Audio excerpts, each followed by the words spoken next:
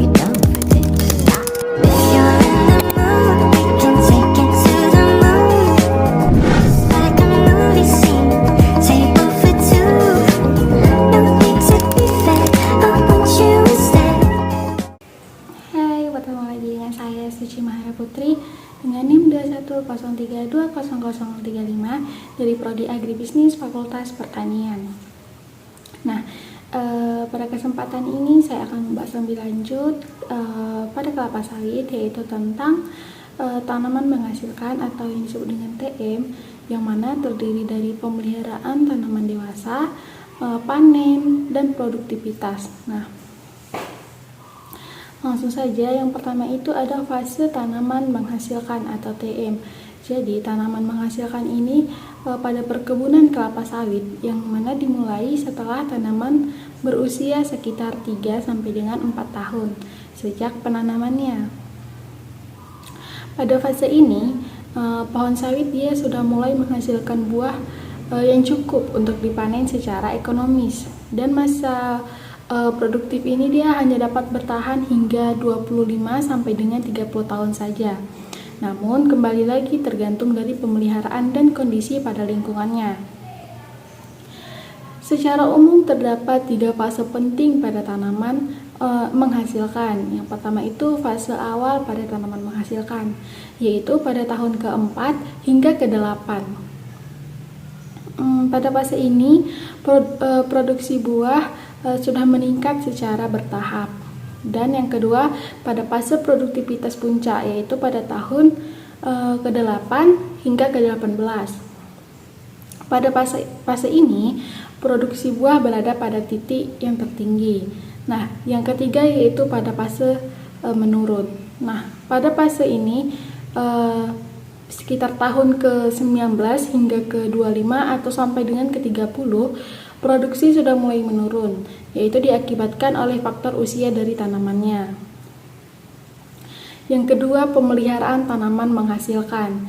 Nah, untuk pemeliharaan tanaman menghasilkan yang mencakup berbagai kegiatan yang bertujuan untuk memaksimalkan produksi dan menjaga kesehatan tanaman agar tetap produktif selama masa hidupnya. Jadi setiap aspek pemeliharaan itu kita harus melakukan itu dengan secara yang teratur dan tentunya juga terukur. Nah, untuk itu yang pertama kita melakukan pemupukan. Pemupukan ini dia merupakan salah satu faktor kunci dalam menjaga kesehatan dan produktivitas pada tanaman. Jadi kebutuhan pupuk ini dia berbeda-beda tergantung pada kondisi tanah, cuaca, dan usia tanamannya. Dan dari jenis pupuknya, yaitu ada nitrogen. Jadi nitrogen ini dia penting untuk pertumbuhan vegetatif, yaitu untuk daun dan batangnya. Lalu ada fosfor. Fosfor ini dia mampu meningkatkan sistem perakaran dan pembentukan buah nantinya. Lalu ada kalium. Jadi kalium ini dia membantu pembentukan minyak dalam buah serta ketahanan tanaman terhadap penyakit. Nah, yang selanjutnya ada magnesium. Jadi magnesium ini dia berperan dalam fotosintesis dan pembentukan dari klorofil. Yang selanjutnya ada kalsium. Jenis pupuk kalsium ini dia mampu menjaga keseimbangan nutrisi dalam tanah dan memperkuat dinding sel pada tanaman. Lalu ada suplemen mikronutrien yang dimana atau boron, seng atau Zn, tembaga dan mangan yang akan diberikan sesuai kebutuhan dan berdasarkan analisis tanah dan daunnya. Untuk metode pemupukannya, pemupukan ini dia dilakukan 2 sampai dengan 4 kali dari per tahunnya dan tergantung lagi pada kondisi tanah dan analisis daun nanti. Untuk pengaplikasian pupuknya, aplikasi pupuk ini bisa dilakukan secara manual menggunakan tenaga kerja dengan menaburkan pupuk di sekitar pangkal pohon atau cincin pupuk, atau dengan bantuan mekanisasi jika skala perkebunannya yang sudah cukup besar. Lalu ada penggunaan pupuk anorganik juga. Jadi penggunaan pupuk anorganik ini seperti urea, MOP, TSP, dan dolomit itu akan disesuaikan dengan kebutuhannya. Untuk pupuk organiknya, pupuk organik itu seperti tandan kosong atau dan jaringan kosong dan telah digunakan oleh pabrik. Biasanya tuh pengolahan itu dia seringkali dikembalikan ke kebun untuk dijadikan pupuk organik pada tanaman sawit. Hal ini akan membantu menambah unsur hara ke dalam tanah. Pada masa tanaman menghasilkan, dosis pemupukan itu akan disesuaikan dengan umur tanamannya. Bukan hanya pada umur tanaman, tetapi juga pada kondisi tanahnya tadi dan hasil analisis daun yang sudah dicek. Nah, ini adalah panduan umum pemupukan tanaman kelapa sawit berdasarkan usia tanaman per tahun selama fase tanaman menghasilkan. Pada umur 4 sampai dengan 10 tahun atau awal tanaman sudah menghasilkan, nitrogennya yaitu 1,5 sampai dengan 2,5 kg per pohon per tahunnya dan fosfornya 0,3 sampai dengan 0,6 kg per pohon per tahunnya dalam bentuk TSP, dan untuk kaliumnya 1,0 sampai dengan 3,5 kg per pohon per tahunnya dalam bentuk MOP, dan magnesiumnya 0,5 sampai dengan 1,0 per pohon dan per tahunnya dalam bentuk dolomit atau kiserit. Untuk kalsiumnya 1,0 sampai dengan 2,0 kg per pohon per tahunnya dari dolomit, dan suplemen mikronutriennya bergantung pada hasil analisis tanah dan daun. Jadi biasanya pupuk ini akan diaplikasikan dalam jumlah yang kecil atau boron 50 sampai dengan 150 gram per pohon dan zinc tadi 50 sampai dengan 100 gram per pohon. Untuk umur 10 sampai dengan 20 tahun atau produktivitas yang maksimal, nitrogen yang dibutuhkan 2,0 sampai dengan 3,0 kg per pohon per tahunnya. Dan untuk fosfornya sendiri 0,5 sampai dengan 1,0 kg per pohon per tahunnya. Untuk kaliumnya 2,0 sampai dengan 4,5 kg per pohon per tahunnya, dan magnesiumnya 0,75 sampai dengan 1,5 kg per pohon per tahunnya.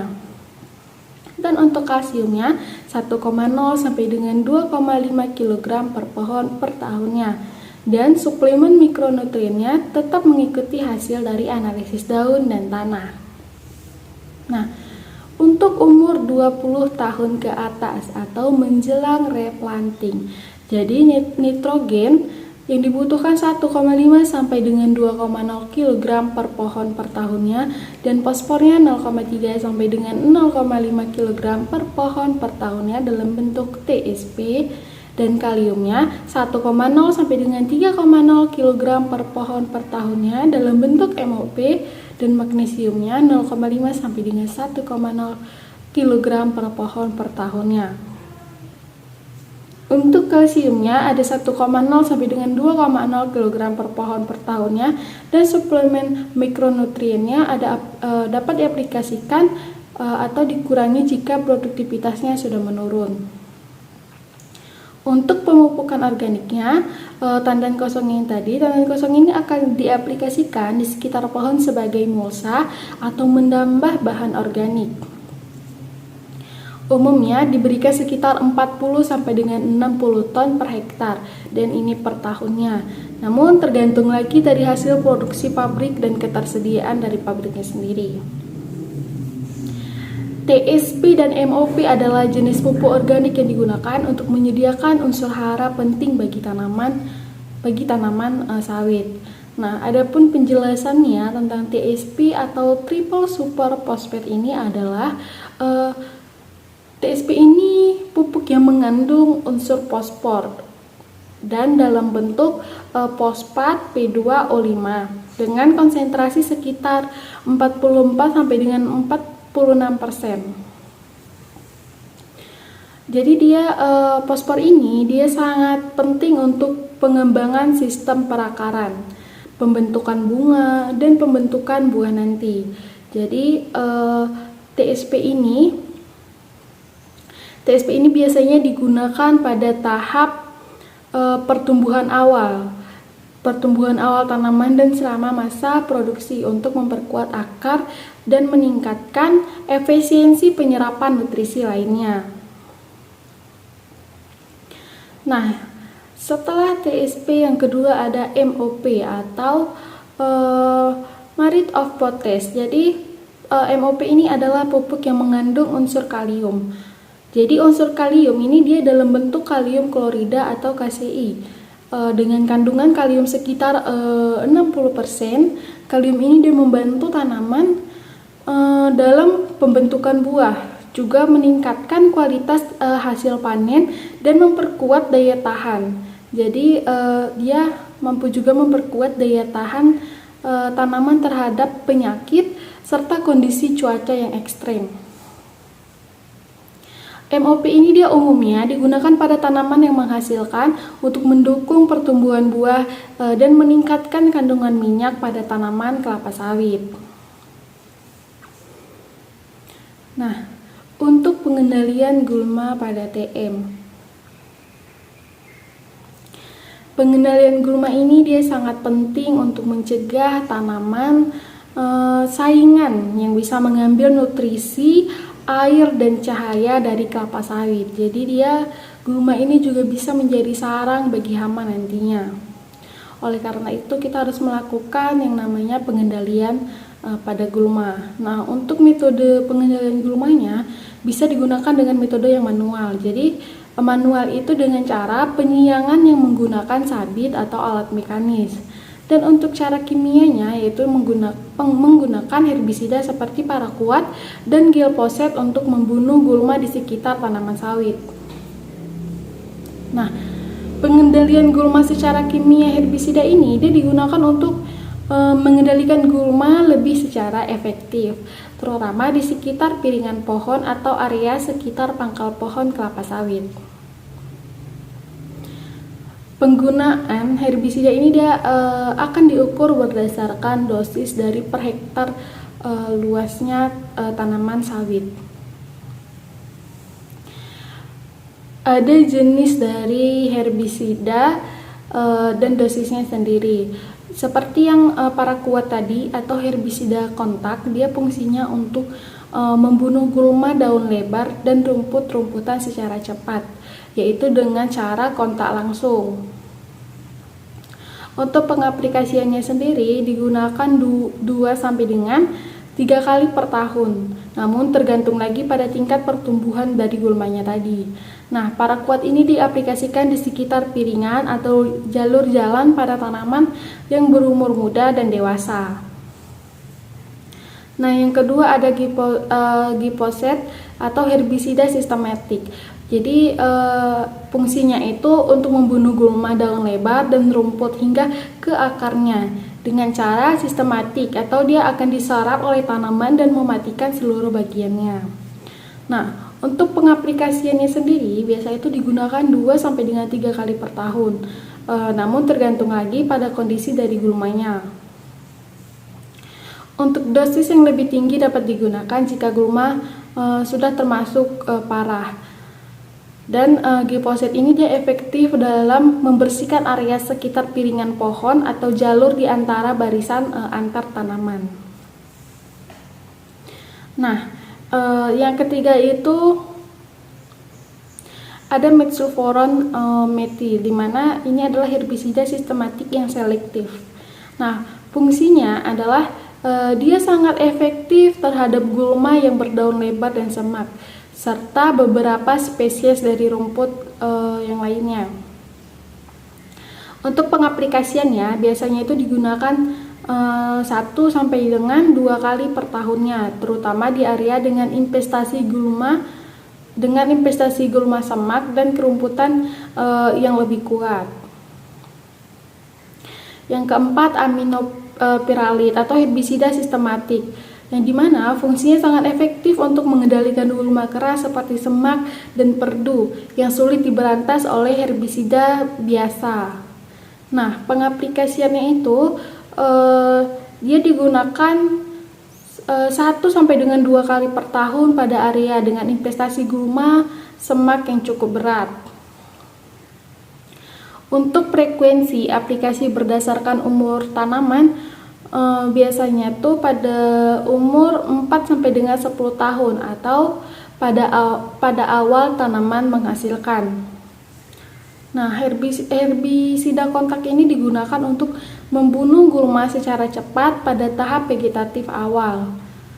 Dengan paraquat 20% SL, yaitu dengan 1,5 sampai dengan 2,5 liter per hektar per sekali aplikasi, dan glufosinet amoniumnya 2,0 sampai dengan 3,0 liter per hektarnya. Dan herbisida sistematik ini digunakan untuk pengendalian gulma yang memiliki akar dalam atau sulit mati dengan herbisida kontak. Untuk glifosetnya dengan 41% SL, yaitu dengan 2,0 sampai dengan 4,0 liter per hektar per sekali aplikasi.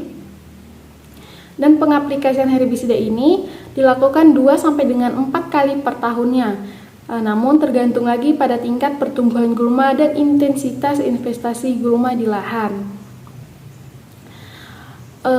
Pada umur 10 sampai dengan 20 tahun atau pada produktivitas yang sudah maksimal, herbisida kontak ini dengan menggunakan paraquat yaitu 1,5 sampai dengan 2,0 liter per hektarnya, dan glufosinet amoniumnya 2,0 sampai dengan 3,0 liter per hektarnya.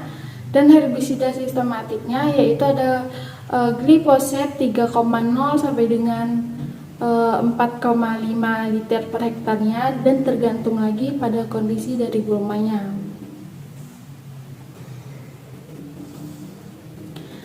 Penggunaan herbisida kimia harus disesuaikan dengan kondisi pertumbuhan gulma.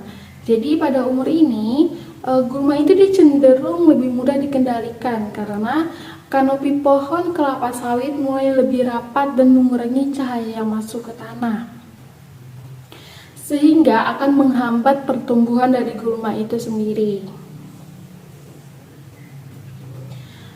Pada umur 20 tahun ke atas, pada umur ini atau menjelang replanting, herbisida kontak itu dengan paraquat digunakan 1,0 sampai dengan 2,0 liter per hektarnya.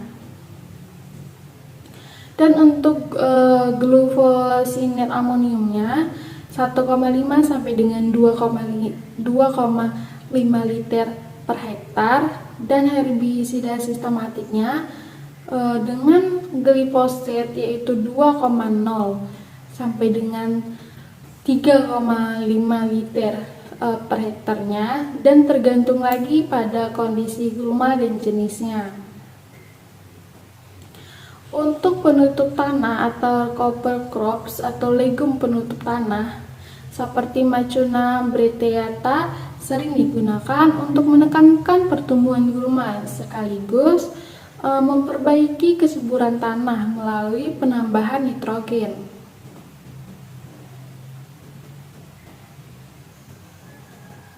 Nah, selanjutnya pemangkasan daun. Pemangkasan daun dilakukan untuk memudahkan pemanenan dan menjaga tanaman agar tetap produktif. Dengan frekuensi pemangkasan biasanya dilakukan 2 sampai dengan 3 kali per tahun, dan tergantung lagi dari jumlah daun yang mati atau yang rusak. Untuk metode pemangkasannya, daun itu akan dipangkas menggunakan anggrek atau alat pemotong daun yang khusus. Jadi daun yang sudah mati dan kering akan diletakkan di sekitar pangkal pohon, yaitu untuk mempertahankan kelembapan pada tanah. Apa sih manfaat dari pemangkasan ini? Nah, adapun manfaat dari pemangkasan ini yang pertama untuk mempermudah panen. Jadi dia daun yang terlalu banyak atau terlalu panjang itu akan dapat menghalangi akses ke tandan buahnya. Dan yang kedua itu mengurangi hama, di mana daun yang mati dan yang kering dapat menjadi sarang untuk hama nantinya. Dan yang ketiga bisa menjaga produktivitas pada pohon. Seperti yang kita tahu, daun yang tua itu dia maka sudah tidak lagi efektif dalam fotosintesis, maka kita perlu melakukan yang namanya pemangkasan untuk memberi ruang bagi pertumbuhan daun muda yang lebih produktif. Nah, adapun metode pemangkasannya yaitu bisa dengan daun yang dipangkas adalah sekitar 2 sampai dengan 3 kali pelepah yang terendah. Jadi setiap kali dipanen atau sesuai dengan kebutuhannya, kita akan memangkas 2 sampai dengan 3 kali pelepah yang terendah dari bawah. Nah, untuk daun yang dipangkas kemudian akan disusun rapi di barisan antara pohon. Nah, adapun fungsi dari membuat barisan antar pohon ini adalah sebagai mulsa alami dan mencegah erosi pada tanah. Pengendalian hama dan penyakit. Hama dan penyakit ini bisa sangat merugikan jika tidak dikelola dengan baik. Jadi pengendalian ini dilakukan dengan pendekatan terpadu atau integrated pest management. Yang pertama ada hama utama atau ulat kantong. Atau disebut dengan Metrisa plana. Jadi ulat kantong ini adalah hama yang memakan daun tanaman kelapa sawit dan mengurangi kemampuan fotosintesis dan menurunkan produksi ulat. Biasanya ditemukan pada daun muda di puncak pada tanaman. Nah, lalu bagaimana dengan pengendaliannya sendiri? Untuk pengendaliannya kita bisa menggunakan pengendalian biologis, yaitu dengan menggunakan musuh alami seperti parasitoid Matauria. Jadi Matauria celebrosa dan predator Cichanus gitomus untuk mengurangi populasi pada ulat kantong. Secara kimianya bisa menggunakan aplikasi inseksida seperti deltametrin atau cipermetrin dengan penyemprotan dilakukan saat investasi ulat kantong yang sudah lumayan cukup tinggi. Nah, dengan pengendalian terpadunya yaitu pemantauan berkala atau monitoring terhadap populasi ulat kantong dan penggunaan inseksida hanya jika diperlukan saja. Selain itu, konservasi musuh alami di perkebunan juga penting untuk menjaga keseimbangan pada ekosistem. Nah, yang kedua ada kumbang tanduk atau Orthis rhinoceros. Jadi dia kumbang tanduk ini merusak pucuk tanaman kelapa sawit pada sawit yang muda dengan menggerek bagian dalam batang yang dapat menghambat pertumbuhan. Bukan hanya menghambat pertumbuhan, bahkan kumbang tanduk ini bisa mematikan tanaman. Nah, untuk pengendaliannya secara biologis bisa dengan penggunaan agen biokontrol seperti jamur entomopatogen Metarhizium anisopliae yang efektif menyerang kumbang tanduk. Secara kultural bisa dengan pengelolaan bahan organik atau sisa-sisa kayu bekas, replanting yang menjadi tempat perkembangbiakan dari kumbang ini perlu diperhatikan lagi. Juga perlu pengelolaan tumpukan batang kelapa sawit secara tepat, yaitu untuk mengurangi potensi perkembangbiakan pada kumbang ini tadi. Nah, secara kimianya, inseksida ini berbasis karbofuran atau cipermetrin, yang mana dapat digunakan terutama pada saat serangan kumbang terlihat signifikan. Nah, setelah itu ada hama tikus. Tikus ini adalah hama yang sering menyerang buah kelapa sawit, terutama pada tahap yang sudah matang, sehingga mengakibatkan kerusakan langsung pada produksinya. Nah, maka tikus ini amat sangat merugikan untuk tanaman sawit. Jadi untuk pengendaliannya secara biologis kita bisa menggunakan burung hantu atau Tyto alba, jadi sebagai predator alami untuk mengendalikan populasi tikus.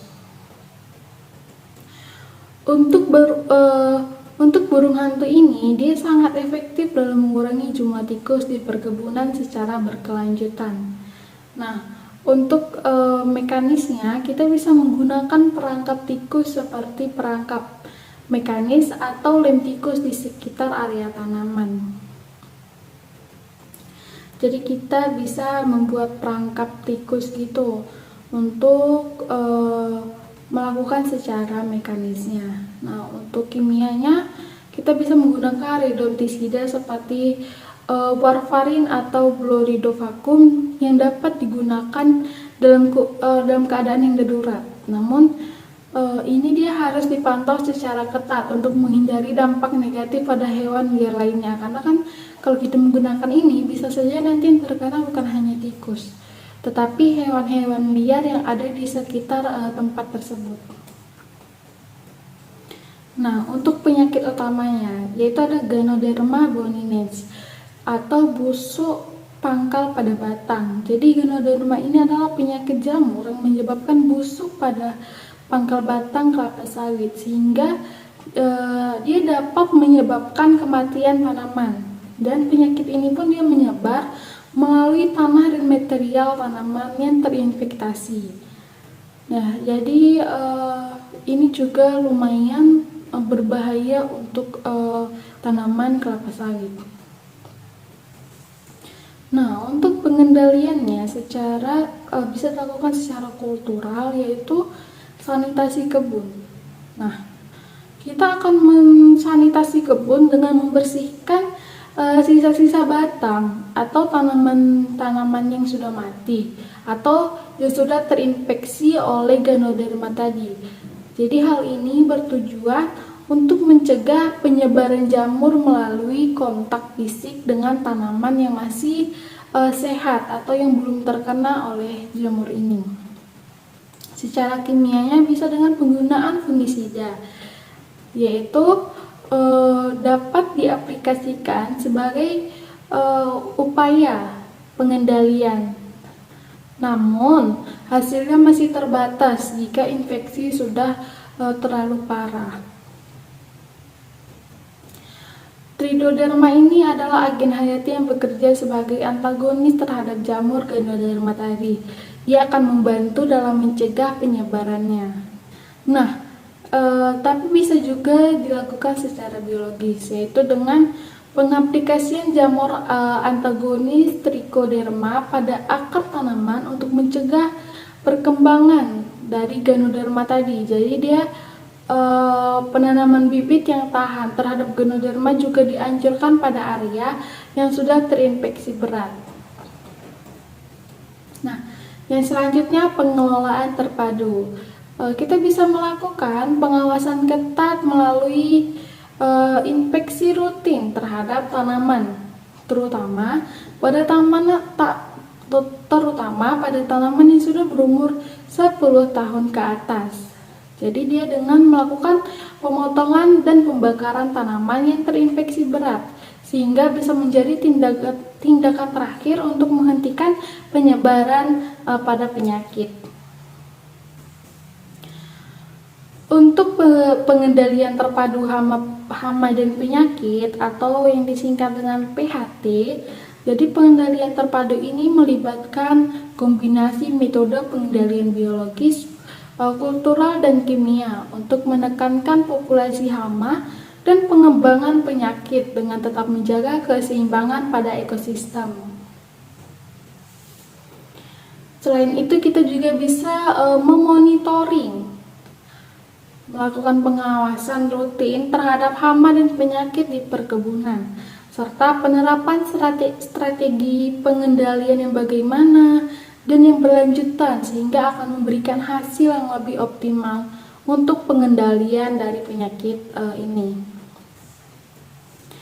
Dan selanjutnya pengelolaan air drainase. Jadi Pengelolaan air dan drainase pada kelapa sawit terutama pada masa tanaman menghasilkan atau TM, dia sangat penting untuk menjaga keseimbangan air yang optimal karena baik kekurangan maupun kelebihan air dapat mempengaruhi pertumbuhan dan produktivitas pada tanaman.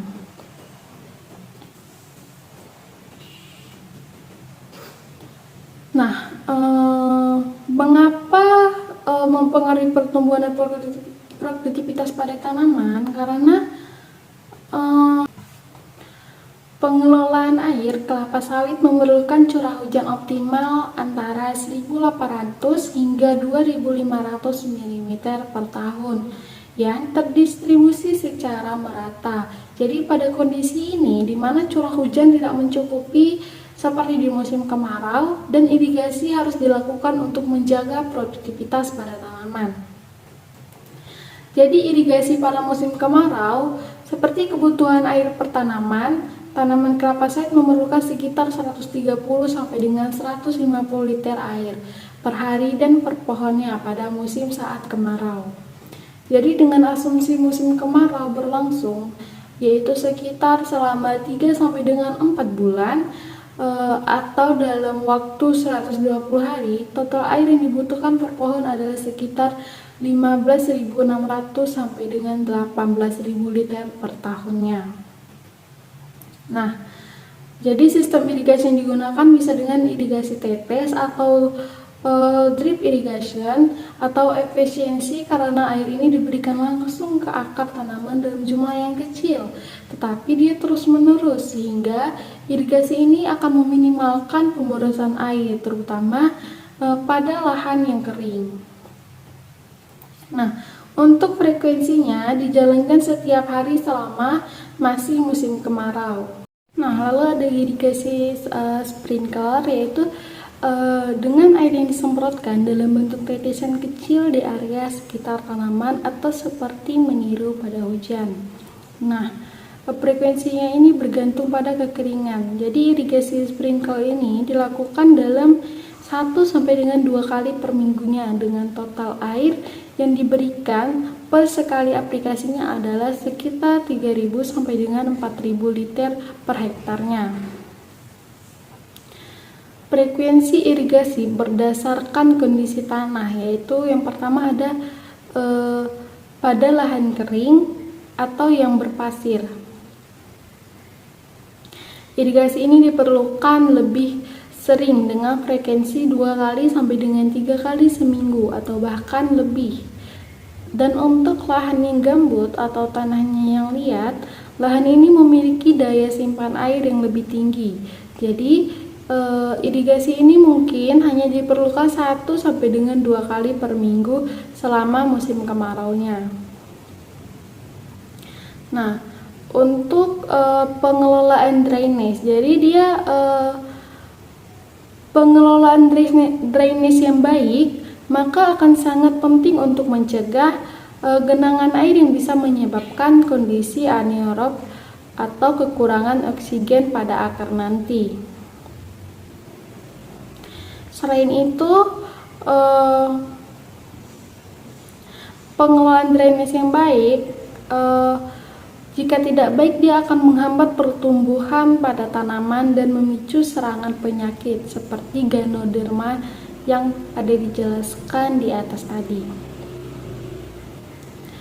Untuk sistem drainase di lahan gambut atau datar dengan kedalaman dan lebar saluran harus dibuat dengan 80 sampai dengan 100 cm dan lebarnya pun 50 sampai dengan 60 cm.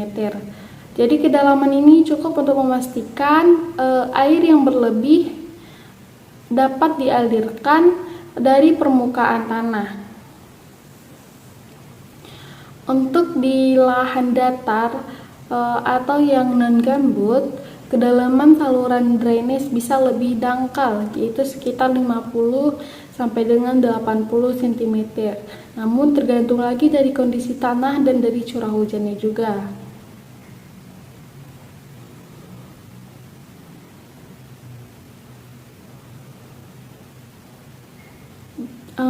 Selanjutnya jarak antara saluran dari drainase.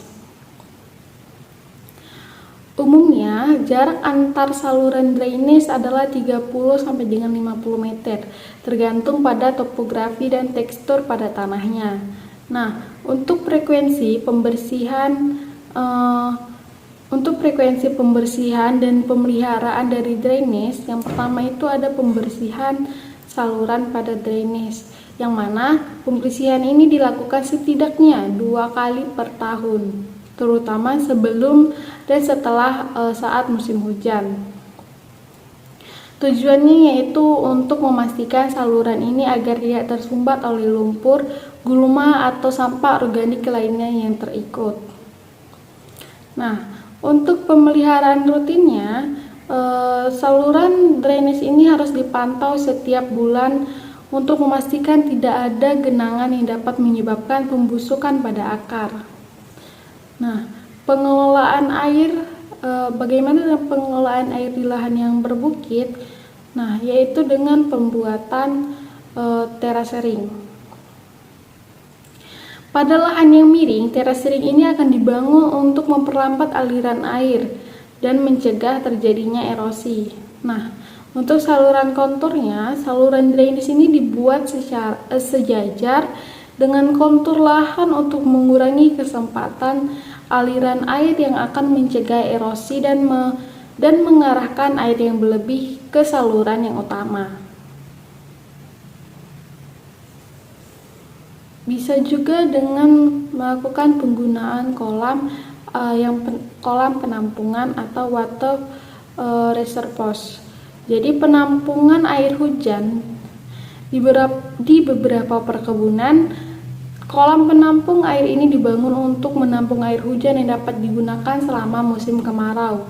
Dengan kapasitas penampungan yaitu kolam ini biasanya didesain untuk menampung air dengan kapasitas 10.000 sampai dengan 20.000 meter kubik per hektarnya, dan tergantung lagi dari kebutuhan irigasi pada kebunnya. Nah, yang ketiga ada proses pemanenan. Untuk proses pemanenan ini, pemanenan kelapa sawit memerlukan teknik yang baik untuk memastikan hasil buah yang optimal dan mencegah kerusakan pada pohon. Nah, lalu bagaimana dengan kriteria kematangan buah tandan buah segar atau yang disebut dengan TBS? Jadi kriterianya itu yaitu dia harus dipanen pada saat buah sudah matang sempurna untuk mendapatkan hasil minyak sawit yang lebih maksimal. Nah, bagaimana sih indikasi dari kematangan yang sempurna itu? Nah, dilihat dari warnanya dahulu. Warnanya yang sudah warna buahnya yang sudah berubah menjadi merah atau orange terang. 5 sampai dengan 10% berondolan atau buah kecil yang lepas dari tandannya sudah jatuh di sekitar tandan.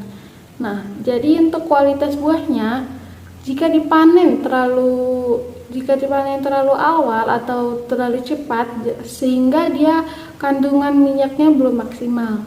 Namun jika dipanennya terlambat, kandungan asam lemak bebasnya atau FFA-nya akan meningkat sehingga menurunkan kualitas pada minyak. Nah, asam lemak bebas atau FFA ini adalah komponen yang terbentuk akibat pemecahan lemak atau minyak menjadi gliserol dan asam lemak. Jadi dalam konteks ini, minyak kelapa sawit, FFA akan mengacu pada jumlah asam lemak yang terpisah dari trigliserida dalam minyak sawit mentah atau CPO. Nah, dari mana sumber FFA ini? Jadi FFA ini dihasilkan dari proses hidrolisis atau oksidasi trigliserida dalam minyak sawit yang biasanya bisa terjadi selama pemanenan, pengolahan atau penyimpanan. Semakin lama waktu antara pemanenan dan pemrosesan, maka semakin tinggi pula kadar FFA-nya, terutama jika buah sawit dibiarkan membusuk dan terluka begitu saja. Nah, Memangnya apa sih dampak dari tingginya kadar FFA ini? Jadi kadar FFA yang tinggi ini dalam minyak sawit dia dapat menurunkan kualitas minyak karena FFA yang tinggi menyebabkan minyak berbau tengik. Jadi dia bukan hanya berbau tengik saja tetapi rasanya pun akan berubah. Rasanya juga menjadi tidak enak dan memiliki stabilitas yang lebih rendah. Lalu bagaimana sih standar FFA yang sebenarnya? Nah, untuk standar FFA untuk minyak kelapa sawit mentah itu kadar FFA yang diizinkan biasanya hanya di bawah 5% saja. Jadi minyak dengan FFA tinggi harus diproses lebih lanjut nantinya. Nah, sedikit tambahan tentang buah banci kelapa sawit. Jadi, buah banci kelapa sawit adalah salah satu masalah dalam industri perkebunan kelapa sawit, sehingga dapat mengurangi pada produktivitasnya. Jadi, penyebab utama dari terbentuknya buah banci ini biasanya berasal dari beberapa faktor, yaitu termasuk faktor genetik, lingkungan, dan praktik agronomi yang kurang tepat. Nah, untuk penjelasan lebih lengkap tentang masing-masing penyebabnya, yang pertama ada faktor genetik. Jadi kelapa sawit secara genetik memiliki variasi dalam kemampuan menghasilkan buah yang berkualitas. Beberapa pohon kelapa sawit mungkin memiliki gen yang membuat mereka lebih rendah terhadap produksi buah banci. Mengapa? Karena seperti varietas. Jadi beberapa varietas kelapa sawit mungkin memiliki kecenderungan yang lebih tinggi untuk menghasilkan buah banci. Varietas hibrida yang dipilih untuk produktivitas tinggi mungkin kurang stabil secara genetik, sehingga menyebabkan beberapa tanaman menghasilkan buah yang tidak sempurna. Nah, begitu juga dengan kualitas bibit. Bibit yang tidak berkualitas atau hasil dari persilangan yang tidak terkontrol dapat mengakibatkan kelapa sawit dengan fotosintesis genetik yang lemah untuk produksi buah yang normal. Mutasi genetik. Jadi mutasi genetik alami atau yang terjadi selama pembibitan bisa menyebabkan kelainan pada proses pembentukan buah sehingga menghasilkan buah banci atau buah yang tidak sempurna. Yang kedua tadi faktornya ada dari faktor lingkungan. Jadi lingkungan tempat kelapa sawit tumbuh memiliki dampak besar pada perkembangan buah. Jadi beberapa faktor lingkungan yang dapat memicu terbentuknya buah banci ini adalah seperti kondisi cuaca yang ekstrem. Nah, suhu yang terlalu tinggi atau yang rendah pun dan kekeringan berkepanjangan atau curah hujan yang berlebihan dapat mengganggu proses pembentukan pada buah. Jadi cuaca yang tidak sesuai selama periode